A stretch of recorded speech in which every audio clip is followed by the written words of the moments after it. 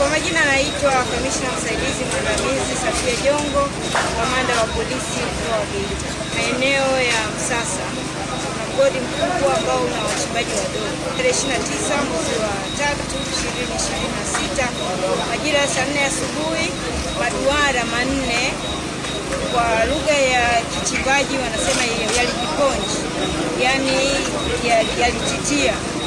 Baada ya maduara hayo kutitia, jeshi la polisi tukishirikiana na zimamoto na uokoaji pamoja na vyombo vingine vya usalama tulifanya juhudi pamoja na kikosi cha madini kuhakikisha kwamba maduara haya chanzo cha titia ni nini na kama kuna madhara yoyote kwa binadamu. Kwa ujumla wake, baada ya kufanya ufuatiliaji tumegundua kwamba maduara haya yalikuwa kwa siku ya leo hayafanyi kazi kwa sababu tayari yalishatiliwa mashaka. Kwa hiyo yalikuwa yako kwenye utaratibu ya kufanyiwa marekebisho.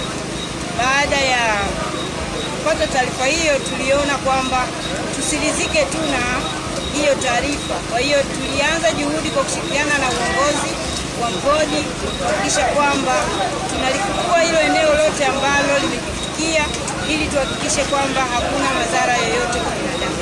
Mpaka sasa hivi tumefikia zaidi ya 97%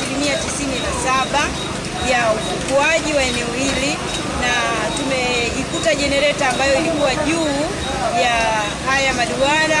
Kwa maana hiyo tunajiridhisha kwamba hakuna madhara yoyote kwa binadamu.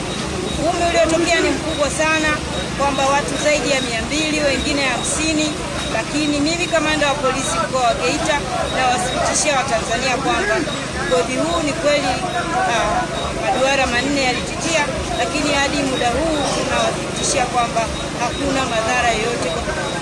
Naomba nitoe wito kwa jamii kuacha kutoa taarifa za uzushi pale ambapo changamoto inapotokea, na niwaombe tu wale wote ambao wamefanya hivyo watoe hizo taarifa zao kwenye mitandao haraka, la sivyo hatua kali za sheria zitachukuliwa dhidi yao za kutuma taarifa za uzushi.